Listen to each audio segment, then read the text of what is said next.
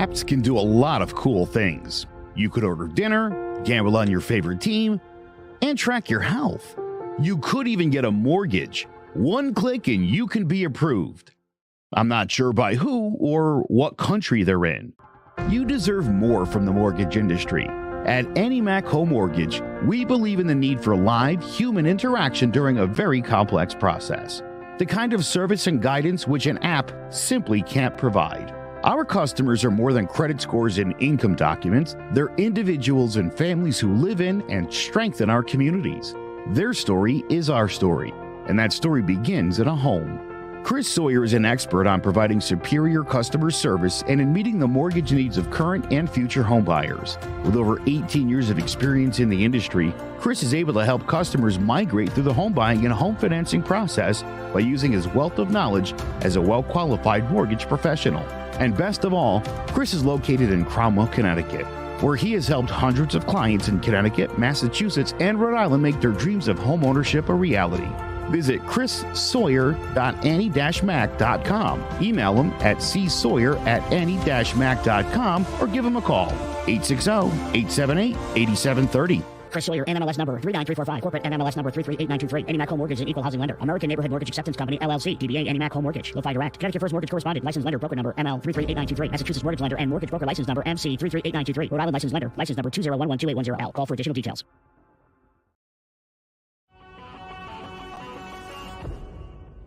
Open, Shepard, all alone. Shepard breaks a tackle and into the end zone. Sterling Shepard. Thibodeau got there, got the ball out, scooped it and scored. Touchdown Giants. Kayvon Thibodeau. Second down, 5. Jones again. Oh, here he goes. He can see the pylon. Touchdown. Barkley looking for a seam. Great cut. Saquon Barkley in for the touchdown. Hello, ladies and gentlemen. Welcome to Jawing About the G-Men Giants Football Podcast. I'm Big Jace, joined by Justin D'Onofrio from Sports Talk with R&J. How you doing today, Justin? I'm good, thanks, Jace. I'm happy to be here. Thanks for having me on today. Yeah, we have you on for a very special reason. Yesterday, Selection Sunday, we're going to be diving into the NCAA Tournament, talking a lot about that. But, I mean, this is John about the G-Men. We got to start things off with the Giants. And last week, me and Sean, we were on here all doom and gloom. Oh, Daniel Jones is going to get the franchise tag. We might not get Saquon Barkley back. But they came in right at the wire, right at the end of it. The New York Giants re-signed Daniel Jones to a 4-year, $160 million contract, and thus also being able to franchise tag Saquon Barkley. Sean was more doom and gloom last week. I had faith they'd get something done and bring both these guys back. And also, the rumors are now that they're working to bring back Sterling Shepard. So I won't have to change the intro. So that's good. But the big thing here with me for the Daniel Jones contract, I mean, this was his one good year. I mean, he's shown glimpses in the past, but the big thing I want to point out with this is the $82 million guaranteed, and all that guaranteed money is in the first 2 years. So to me, this is really a 2-year contract, and if he does exceed if he does play like how the Giants want him to play, if he is good enough, if he is that guy and shows that he can be that guy for multiple years. Then you have him for the 4. But if you want to get rid of him at the 2, I mean, you have him for next year. If you want to bring in a guy for that last year, maybe if he struggles this year, draft someone, have him back up Daniel Jones till that guaranteed contract's up. But I don't know. I'm just excited that they're both back in New York. The foundation is not changing up at all. And now Joe Shane and Dayball can build on this with the draft, upcoming free agency, and hopefully get the Giants back to the playoffs. But my question for you, Justin, what do you think of the deal? But also, does this put the Giants in the best position to return to the playoffs? I think it definitely does put the Giants in a good position to get back in the playoffs, just because I think of how wide open the NFC is. Outside of the Niners and Eagles. Like I think anybody else, there's a lot of teams in that NFC that could be in the playoffs, and I think the Giants are set up very nicely. With Barkley and Jones coming back, and as you mentioned, second year under Shane and Dable, and both those guys did a really good job in year one. I think the Giants have potential yet again to be back in the playoffs. The only concern I had, and I do like it's kind of the 2-year, $82 million guaranteed. I just think the $40 million a year is a little bit too much money for him. I know he had his best year of his career, but it was only 15 touchdown passes. I know he had 7 rushing touchdowns, and I know all those wide receivers are really banged up all year. But I thought it was a little bit too much. But I get why the Giants had to do it so that they could franchise tag Saquon Barkley. But yeah, I think this really does help out the Giants, and I do like the direction they're going in. And it's a team that, I don't think they're there with the Eagles, but I definitely think it's a team that could finish second place in that division. Yeah, well, I mean, you mentioned the Eagles. The Eagles are also they're losing a lot this offseason as well. So I think the NFC East, even though the Eagles did just get to the Super Bowl, even though Jalen Hurts is their guy and he's one of the top quarterbacks in the league, with as much as they're losing, I think the NFC East is kind of wide open. I don't expect the Eagles to be as dominant as they were last year. 3 losses. I don't expect them to repeat that. So I think the NFC East, and I mean, it's been there's out of all of the divisions of football, there's been the most parity with the NFC East in the past 20 years. So yeah, I can see it happening. I can see this being good for the Giants to take a hold of that, and also I mentioned the 2-year thing. I mentioned the possibility of cutting him, getting rid of it, but also I think it's just somewhere around 10 mil cap hit for this season. If they start winning, I think that 2-year mark too.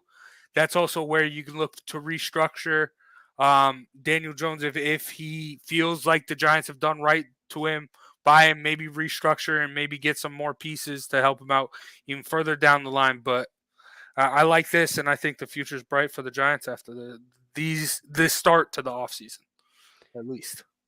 Yeah, I'm with you. I think so as well, and I think it's important to keep Daniel Jones because I do think under Dable he did improve last year, and I think you saw. I know you mentioned earlier we've seen kind of the glimpses of that Daniel Jones could be a solid franchise quarterback in this league, and I think last year was a really good step in the right direction. So I think it's totally there, and I think he's a guy that could, under Dable can continue to improve. And Barkley, we've seen, was finally healthy this year. And we saw that, just kind of like his rookie year, that he can be one of the better backs in the entire, National Football League. And he was. So, you can keep 2 of those guys there. You hope, the offensive line, maybe they'll add another piece or 2 this offseason. Maybe guys like Andrew Johnson will continue to improve here, this offseason. And, I think the Giants right now are in a really good spot. And they do have some cap space as well to kind of, go out, do something in free agency too. And, we'll see what Joe Shane can do in the draft. So I think right now the Giants, outlook right now, and I think, they're in a very good kind of position right now, kind of continue to build. Yeah. And I mean, that is the thing. Even though we got to the playoffs, even though the Giants got to the playoffs, even though you're bringing back your 2 best offensive players, it is still building and you got a lot to do. The cap, the cap space they got this offseason with free agency starting, going to get that. See what you bring in there. And then you also have the draft, 11 picks in the draft. So this is very, very meaningful. So I don't know. Obviously, everyone's clamoring for a wide receiver, but obviously that defense needs help, especially in that secondary. All right. So let's move on from the Giants. Sticking with football, though, there's a lot of football news going on, though. Also got to mention Jalen Ramsey getting traded to the Dolphins. Make sure you tune in to Sports Talk with R&J on Wednesday at 1, where I'm sure you, Justin, and Steve will be talking about that. And then also, I mean, I'm hearing a bunch of rumors that Aaron Rodgers could be traded any day now, but I feel like those rumors have been going on for years at this point. So yeah, let us talk about an actual trade that happened. Big one for this offseason. Chicago Bears trade the first overall pick to the Carolina Panthers for DJ Moore, the 9th overall pick this year, and the 61st overall pick this year, and 2024 first round pick, and a 2025 second round pick. And the Bears also might be a little bit of a domino effect. They might even trade back even farther, try and get some more assets. I've been hearing that as well. So Chicago can still do a lot of stuff. I mean, they're building on what they got. Justin Fields, it's obvious now. I hated that. As much as I hate everyone talking about Aaron Rodgers during the offseason, how every day, if you watch ESPN, there's going to be one segment on Aaron Rodgers. I think worse than that this offseason was people talking, should the Bears keep Justin Fields? That was ridiculous. They obviously are now. But let's hold on to the Bears there for a second. Let's talk about the Panthers. Who did the Panthers trade up to get? Who is this number? Who do you think the number one pick is here for the Panthers? Because obviously Anthony Richardson's jumping up. Bryce Young, he's losing some stock with his height. I talked about it with Sean last week when we were recapping the NFL Combine. CJ Stroud is just sitting there. I don't know why he's losing stock, but he's just super consistent. But so if you're the Carolina Panthers, who are you going to use that number one overall pick for, Justin? I think I'd use it on CJ Stroud, and I know I've seen that maybe Carolina's doing it to, Anthony Richardson in the full too, but I think Richardson maybe had the most potential, but I think under the right system and the right staff, and I don't think that you'll get the full potential of Carolina. I think, CJ Stroud, the guy's 6'3", has some mobility, but it, maybe isn't the greatest out there. But I think with his arm strength, I think you saw against that Georgia team in the college football playoff, with his arm, what he's able to do kind of under pressure. A guy that kind of under Ryan Day that's done a really good job with quarterbacks in that system. The guy for me would probably be CJ Stroud at the Panthers. Who they should take with that number one pick. Yes, the height's the issue with Bryce Young. I do worry a little bit about injuries because of his height kind of down the line. But I think CJ Stroud is kind of the guy out of those kind of, him, Bryce Young, Anthony Richardson, Will Levis, I think could be the best out of those four. Yeah, I'm with you there. And listen, I don't want to take anything away from Anthony Richardson, but I feel like everyone's argument is just his whole career thus far has just been comparisons. He goes to Florida, obviously wearing the 15. Everyone's like, Tim Tebow, Cam Newton. And then now you have Carolina Panthers trading up to him. Oh my gosh, Cam Newton 2.0. Just because you have the measurables doesn't mean you're going to turn into that. So I mean, when does on the field play matter? It feels like it doesn't, because I mean, Josh Allen, obviously the people are going to bring him up. Yeah, Wyoming, he didn't look great, but he was at Wyoming. He didn't have stars. This is still Florida. Granted, this isn't the Urban Meyer Florida. He's still got stars on that team, and he wasn't able to do anything great besides beating my Utah Utes because Cam Rising threw a pick. Like, Utah should have won that game, but that's neither here nor there. So I don't understand it. Yeah, measurables are cool, but I care about the product on the football field, and I don't think Anthony Richardson does that for me. That gives you that. So I'm with you with CJ Stroud. And with Bryce Young, his height, I don't think that's going to be an issue. Look at all the quarterbacks that have come in. Russell Wilson, Drew Brees, all these guys have come in, had the questions at height, and been able to succeed. I think with any quarterback, we like to put quarterbacks on this high stature because they are the most important part of the team. But it doesn't matter what you have. It doesn't matter who your quarterback is. You need the talent around him. So I think either way you put that talent around him, either C.J. Stroud or Bryce Young, I think they're going to do well. But I think C.J. Stroud would be a little bit better just in an NFL setting. But so I'm glad we agree on that. And it's crazy because I had Sean on here. He agreed C.J. Stroud too. So how is there a consensus on C.J. Stroud, but these guys are bumping up? I don't understand it. I don't understand it, Justin. Yeah, me neither.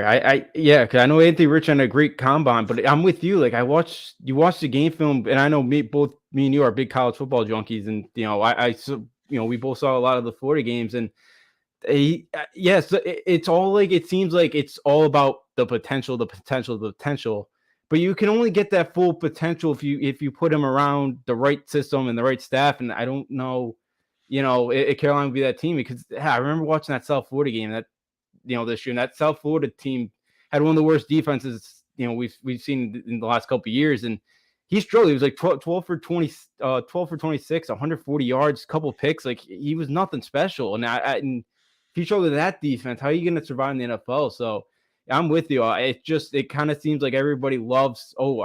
They just see the potentials, and you mentioned the comparisons, and everybody's all excited over it. It's the same thing with Will Levis, I feel like, too. Everybody kind of thinks he could be the next Josh Allen, but it's like, you never know until you put him back on the field. But yeah, I think a guy like Stroud and Young who have done it, we've seen that could kind of play on the highest level and had fantastic numbers.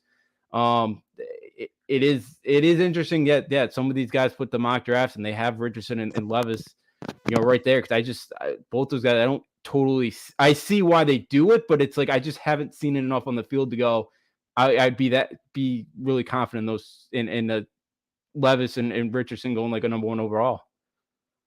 Yeah, and I'm here like harking on that and the measurables and that stuff. But I mean, I'm not gonna lie. I used to be that guy.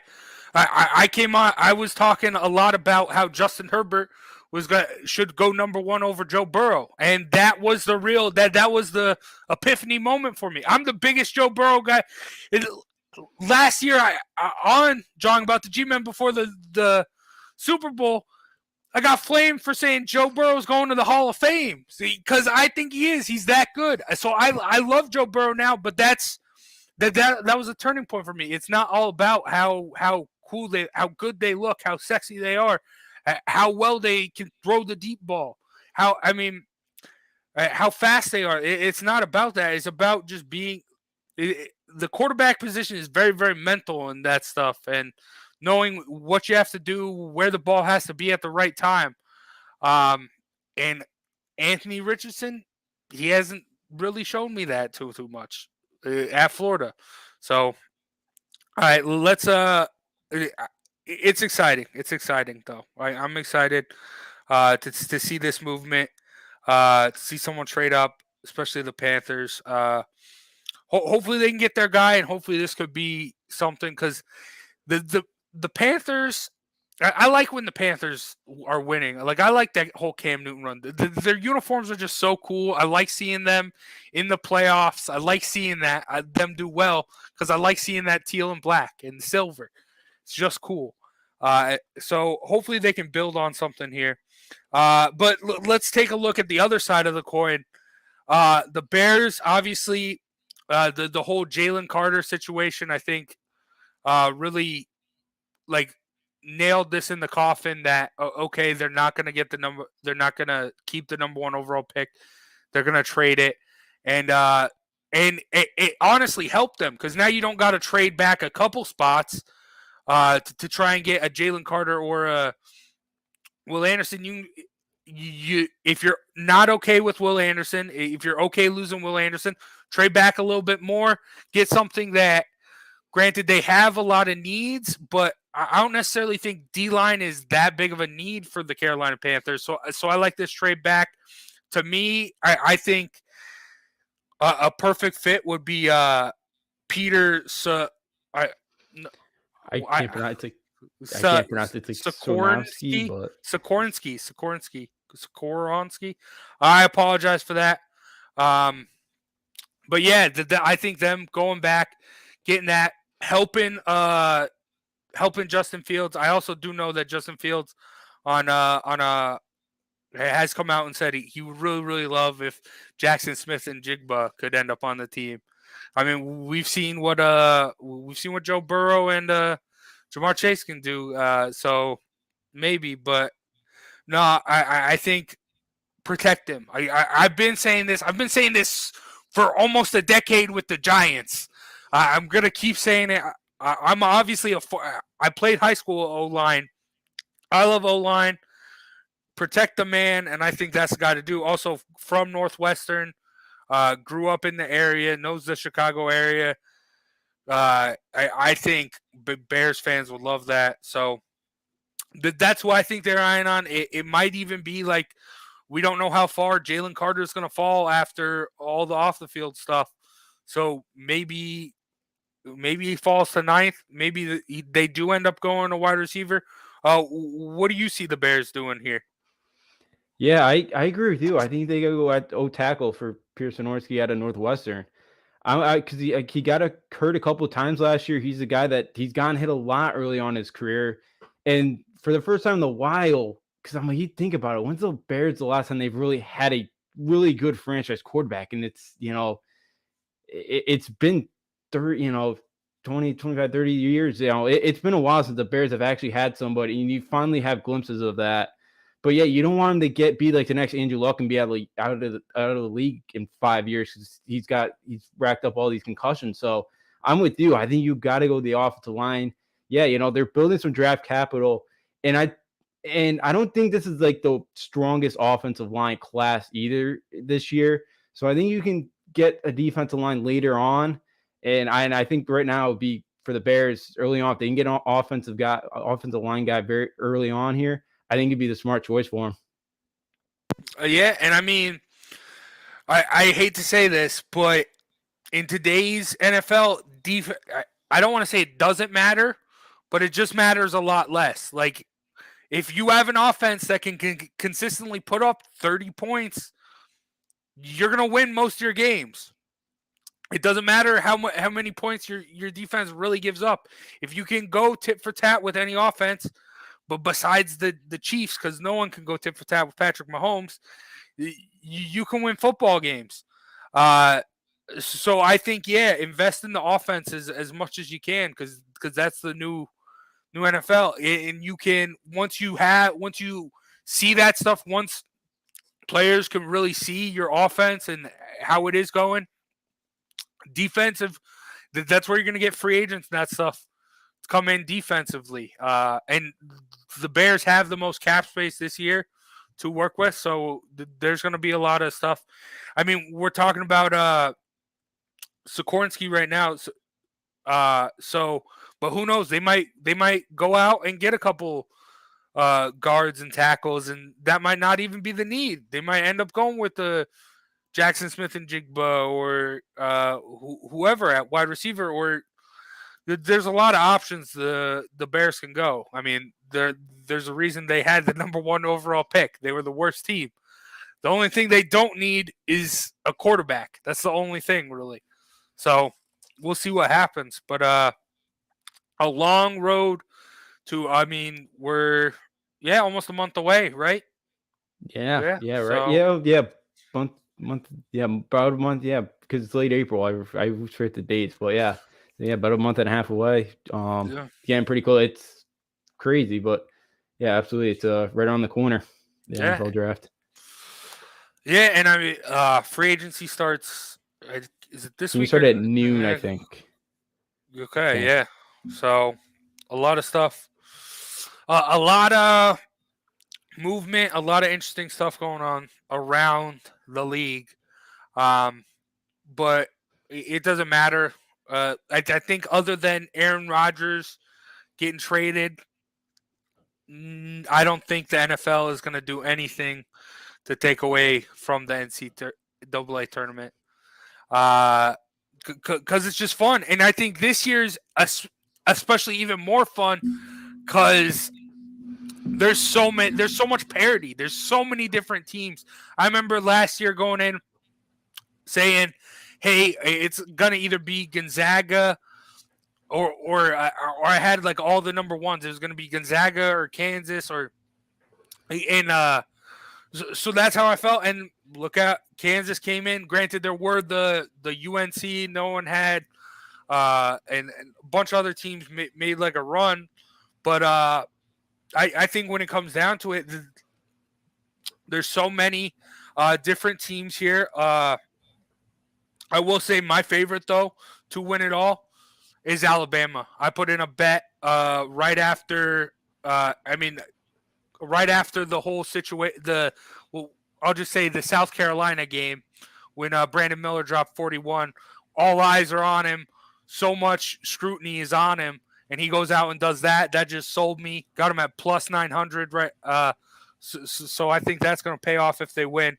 But I'm going to read off my list right now, and then I want to hear your list of how many teams you can realistically see winning it all. So right now, obviously Alabama, Houston, Purdue, and Kansas. Those are the 4 seeds, right? I mean the 1 seed. The 4 number ones. Yeah. Yeah. So obviously you got to have that. Then I also have UCLA and Arizona. Arizona's been on and off that list for me, but I put them there because they beat UCLA. Purdue, Baylor. Texas is another team that's been going on and off that list for me. Gonzaga, Marquette. So that's what 1, 2, 3, 4, 5, 6, 7, 8, 9, 10 teams. And I've been listening, but I've been listening to a lot of like experts, and people have upwards of like 20 teams. Yeah. So I do have I have 11 teams. But my 11th team is my Cinderella team. So we'll get to that in a little bit. How many teams can you realistically see winning the championship? Yeah, I think there's going to be upward of 15. I got Houston 1, UCLA 2, Kansas 3, 4, Bama, 5, Purdue, 6, Marquette, 7, Texas, 8, Arizona, 9, Gonzaga, 10, Baylor, 11, UConn. I got 12 at Miami. I really like their guard play. But like in a year like this, I think you could see like that Miami, they got 5 seed, could have a chance. I like Creighton as well. I love their starting 5. I think you go back to North Carolina this year, they had no depth. Creighton doesn't have much depth either, but that's a team. Greg McDermott's one of the best coaches in the game. I think they go on a run, and I think Xavier thing like Creighton, they don't have depth. Sean Miller kind of struggles when it gets to the month of March, but I think that's another team with their starting 5. They in Soleil Boom, they got a chance. So yeah, I think there's close to 14 or 15 teams that could win it. I'm right there with you. It's very wide open, and there's not, and it's one of these teams has to win 6 straight. One of them does, and there hasn't been a lot of times this year where the teams have kind of looked great for 6 straight games and kind of pull it off, but one of these teams has to. So, yeah, I think it's wide open. I think it's one of these years where I wouldn't be shocked to see like a UConn at 2014 where we see a 6 or 7 seed win this whole thing. Yeah. I had UConn on here for a while on my list. Obviously, I wouldn't say I'm necessarily a UConn fan, but I live in Connecticut. So I obviously follow them. But with the abysmal performances that that got put out in that loss to Marquette, I don't know. I just don't think they have the depth. Not too big of a fan of Hurley. The biggest thing with me making my list here was looking at coaching wise. That's why I struggled to. Texas was on and off a lot because they have the players. They've been great, but just having that mid-season shakeup at coach, I don't know. Granted, they have looked good, and I mean, blowing out Kansas the way they did, that's what really cemented them for me to put them on this list. So coaching, also a team that I had on there and I was struggling with, Tennessee. That's another team. Season points of the season, they've looked like they could be a contender, but then there have been points where like just really, really bad. And also, but the thing with me that puts Alabama ahead of everyone for me is I don't know if it's the colors or if it's just how good Brandon Miller is. I'm getting like Buddy Hield Oklahoma vibes from them. But I trust Nate Oates more as a coach. Granted, I don't. He's a stupid for what he says off the court. But when it comes to the X's and O's and on that basketball court, he's good. And also, I mean, Coach K's gone now. We need that villain in college basketball. And I think with the way things have gone, I think Alabama might be that. And also think about we talked about college football. Think about how fun the SEC would be when every road game the student section is chanting something like basketball school, or you see the signs on game day. Alabama's a basketball school now if they win the championship here. So I'm all in on Bama, but like I said, like Kansas, I'm not. I think they're probably the number 2 for me because they feel. Obviously, they don't have a Baji, but they feel very, very similar to how they felt last year. Like Bill Self, talk about coaching wise. Bill Self has been like this, likes to draw stuff up and that stuff. He used to feel very, very old school coaching wise. But then when you got to the tournament last year, seeing them push the pace and get out and run with it with the wings they had, that didn't look like Kansas basketball. But that's what got them to the big dance. That's what got them the championship. I think they can do that again this year. So I don't know. And then obviously it's just a lot. There's a lot going on here. Another team I want to talk about. I want to focus on a little bit more, and I want to ask your opinions on them because I feel like just everyone is eclipsing them. Like as far as like media plays, no one's really talking about them, and it's because of where they are, who they've played. But I mean, we've seen them make a little bit of a run before, and that's Houston. Like I get it. They aren't playing the best competition. Yeah, they have a loss to Temple. Yeah, they lost in the championship to Memphis. But it isn't like we haven't seen them make a run, and they've been. Talk about granted, it might be a little bit because of their conference and not necessarily playing great teams. But you talk about a year with a bunch of inconsistencies. They've been the most consistent team. So I want to know your thoughts on Houston. Like, where do you have them as far as like able to win the championship? For me right now, they did lose Saturday. One of the best guards in the country, Marcus Sasser, and it was a groin strain. I don't know his status right now. If he's good and he's healthy, it's a Houston team that I think has a very good shot. But they're so reliant on Marcus Sasser and Jalen Sneed, where that without Sasser, it's kind of a lot on Sneed's kind of back. Jarris Walker, was a freshman 5-star, probably a borderline lottery pick in the draft this year. And Calvin Sampson is the best coach in the entire country. That's a team they play really hard defensively, but it's also a team as well because they don't play very fast. They like to play their games in the 60s where they're not really going to blow you out. And that's the thing where teams are going to hang around. But if they have Marcus Sasser in that backcourt and he's fully healthy, then Final Four is in Houston. I think it's a team that could cut down the nets.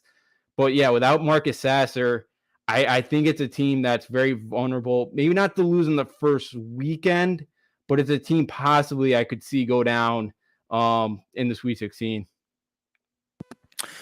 Yeah, I actually love that you brought up the Final Four being in Houston because let's throw on some tinfoil conspiracy hats here. Final Four is in Houston. Obviously, you got Houston. This is Jim Nance's last Final Four he's calling. You know where he went to college? University of Houston. So, I mean, how great would that be just seeing him at the end with Houston? But, I mean, everyone was on the conspiracy bandwagon for Coach K last year. So, who knows? But, all right, let's wrap it up here. Who's your Cinderella story? Who are you predicting to be the St. Peter's last year? Who are you predicting to go and make this run? I'm going with the Kent State Golden Flashes this year. I think a team they play Indiana last game Friday night, or one of the last games Friday night. They got Sincere Carter Carey, who averages close to 18 points a game. He's a 5th-year guy, and then they have probably one of the best perimeter defenders in all of college basketball, Malik Jacobs. And Indiana, they're very vulnerable when Jalen Hood-Schifino struggles, and Jacobson could do that to him.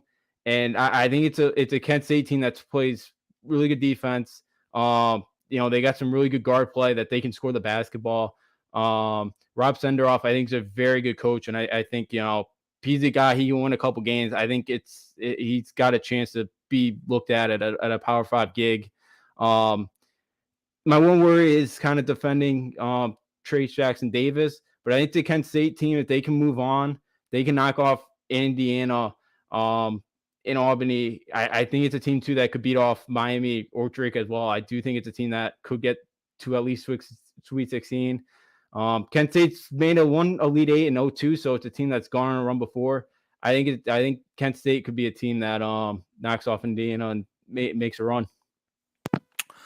I like that. I like that Kent State pick. I was watching. I had my eye really close on Toledo because I think they were playing really, really good basketball, and obviously I saw that championship game, and yeah, I mean Kent State is right there, and I like that pick. For me, I got a SpongeBob Square pick as my Cinderella. Oral Roberts. I was watching one of the college game days. Jay Billis said in the past, I don't remember how many years. I want to say 16 seasons or something. The NCAA champion has been top 10 in multiple. I want to say at least 3 statistical offensive categories, and Oral Roberts is up there. Obviously, Max Abmas, and then obviously the big guy, Vanover. Yeah, I mean, and he's going viral. Everyone's seeing him cutting down the nets without using the ladder. So I think they got something. Obviously, they got spanked by Houston, and Abmas only had 3 points in that game. I mean, and Houston's really, really good. So I think they could make a run. Can I see them hoisting up the title? I have them on my list. I don't. They're last on my list. They were that 11 team that I was talking about, but just with what they have, I think they can make a run, possibly to the Final Four. But I don't think they can win it. But granted, like this was a team I feel like people have been talking about a couple years now that they did have that upset. Was it 2 years ago? Yeah, 2021, yeah. Yeah, so they did have that. I hope this can be the year where they actually do something with that, because I think they have a decent enough squad to do so. But I have been like, I'm not. I'm a Cuse fan when it comes to college basketball. Cuse sucks. So I've honestly paid more attention to Oral Roberts than I have Syracuse. I will honestly say they're probably my favorite team this year. So there's a lot of bias here, but I think they can do it. They're kind of random. Guy's 7'5". The dude can knock down the 3-point shot as well. Like he can pull away Derek Lively from the hoop and Whitehead. I definitely think Oral Roberts got a chance to be due. The one thing is with Filipowski, Lively, Whitehead, they're just How do they handle them? How do they handle on the board? Because outside of Vanover, they're not very big. But absolutely, it's a team that everybody saw 2 years ago do it. Max Aber is still one of the best guards in the entire country. I could see that. I could see Oral Roberts going up there. I think that's the best 12 seed in the in the field, and that's definitely a team that could knock somebody off, especially Tennessee.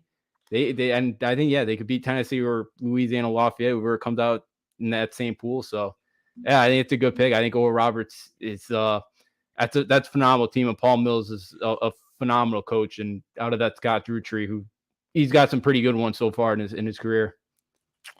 Yeah. Before I move on, I feel like we haven't mentioned Purdue. I feel like we should, because I out of all the teams, I feel they're like third up there. Like you say what you want about Painter as a coach.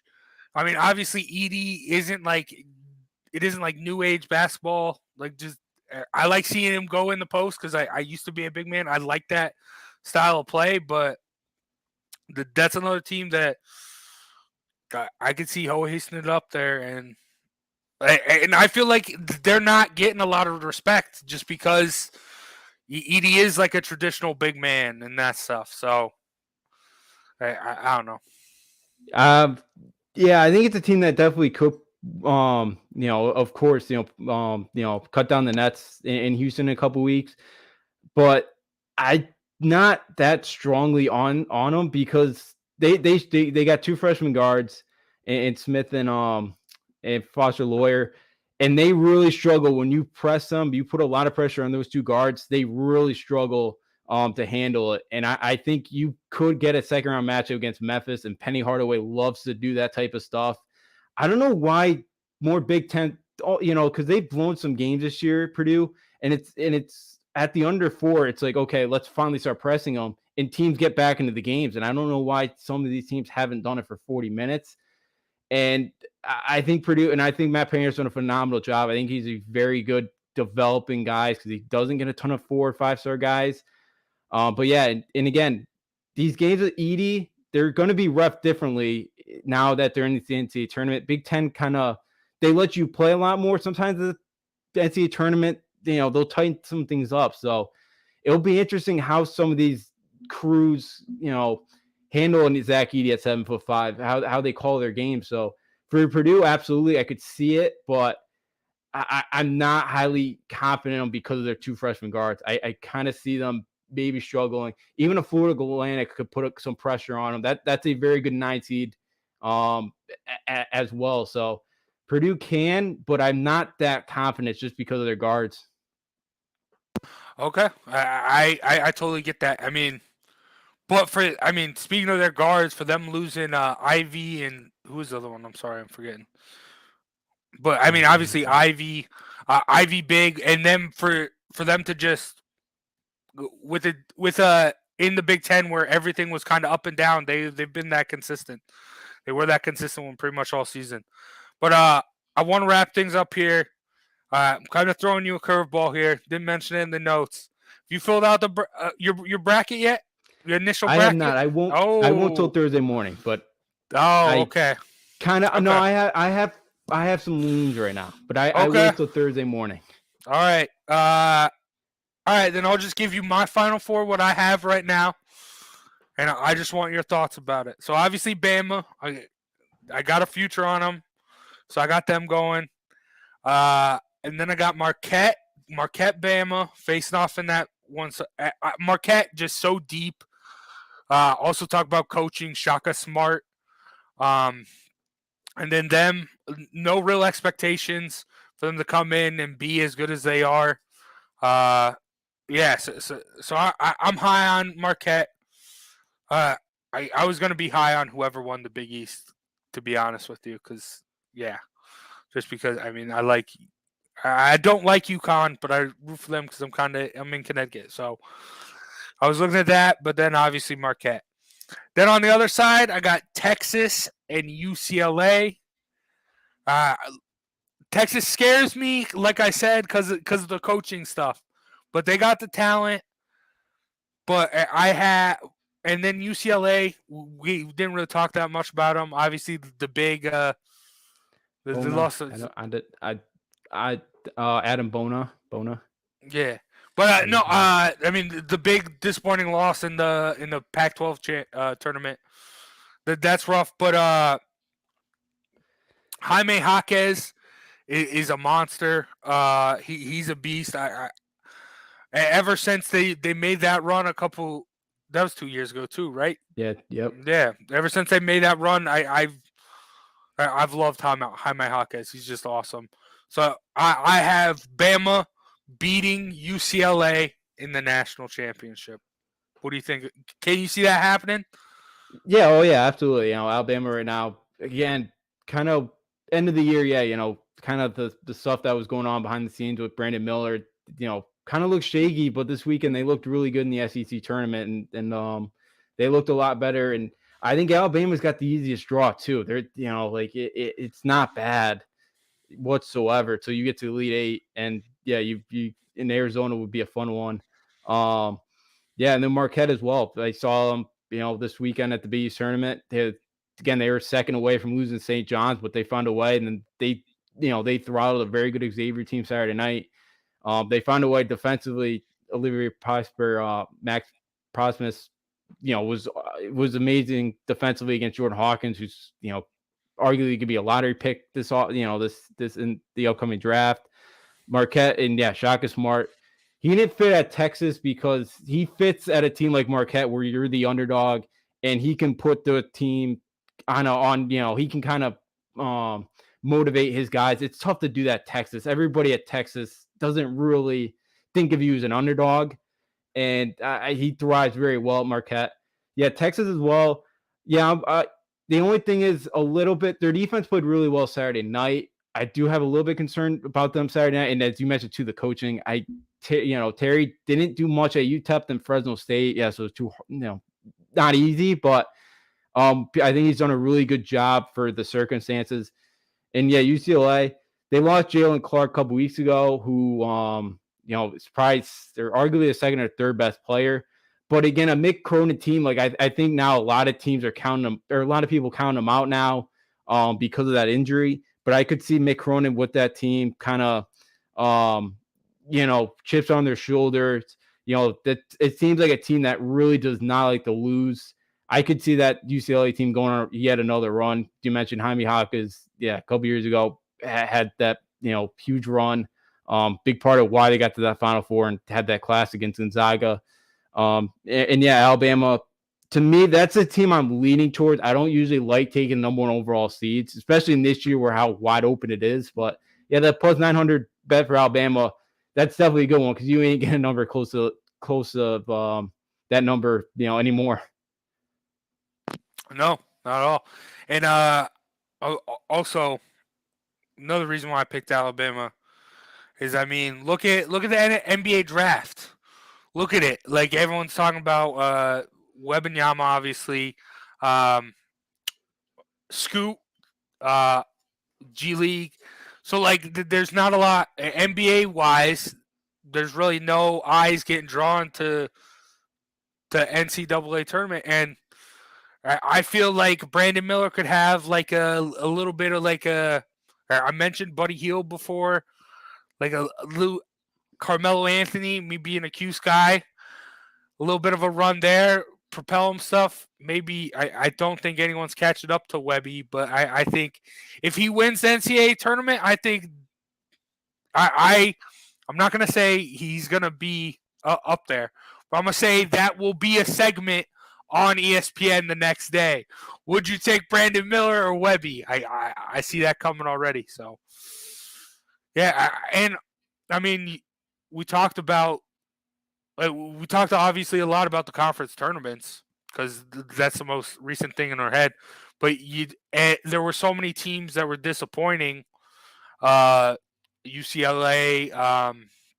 Kansas, all these teams that we thought were gonna pull out of there. Alabama took care of business. So, yeah, I got Alabama. Roll Tide, I guess. That feels weird to say, not ironically. But So, yeah, it's going to be a fun one, though. I mean, never have I felt so in the dark going into this. Like, I'm on Bama, but I could see anything happening. Anything. Yeah, anything could happen. It's a weird year where, you can see a lot of upsets. You could see some wacky kind of Elite Eight, Final Four kind of, matchups. So, this is if you like the upsets and all that, it's gonna be. I expect it to be a fun one because there's a lot of potential upsets and it's gonna be a wild one. Should be a lot of fun. Yeah, but even if it is just chalk, like who wouldn't want to see Purdue versus Bama or Kansas versus Houston. I was talking about disrespecting Houston, and there I go, just forgetting them. But yeah, so it'll be fun. I'm excited, and obviously build up, and it's going to be even more fun watching it. But that's going to do it for today. Big shout out to Annie Mac Home Mortgage for sponsoring today's episode, and also big shout out to Clovercrest Media. Make sure you check out clovercrestmedia.com for more episodes of this podcast and other great podcasts like Sports Talk with R&J with Justin and Steve Risser. I'm sure you're going to talk a lot more about the NCAA tournament on Wednesday with Steve and a bunch of other stuff that we talked about here. You're probably going to go in with that as well. And a lot more. Who knows? Aaron Rodgers could be traded by the time by the time you guys go live. Lamar Jackson. I mean, and also big contract stuff in the NFL as well. D linemen getting paid, which is I like seeing, obviously. But thanks again for coming on, Justin. Thanks for having me, Jace. No problem. And hopefully we'll have you back on soon, maybe like Final Four or something. I would love it. Talk more college basketball. But thank you, everyone, for watching and listening. We'll be back next week for more John About the G-Men. I'm Big Jace. That's Justin D'Onofrio. Take care, everyone. Open, Shepard, all alone. Shepard breaks a tackle and into the end zone. Sterling Shepard. Thibodeau got there, got the ball out, scooped it and scored. Touchdown Giants. Kayvon Thibodeau. Second down, 5. Jones again. Oh, here he goes. He can see the pylon. Touchdown. Barkley looking for a seam. Great cut. Saquon Barkley in for the touchdown.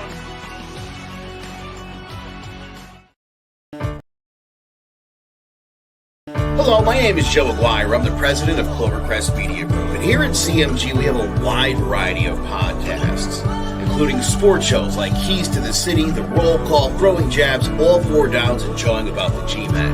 And great true crime shows like Sticky Week, Crimes and Consequences, Ivy League Murders, and Bird, the unsolved murder of David Eichmann.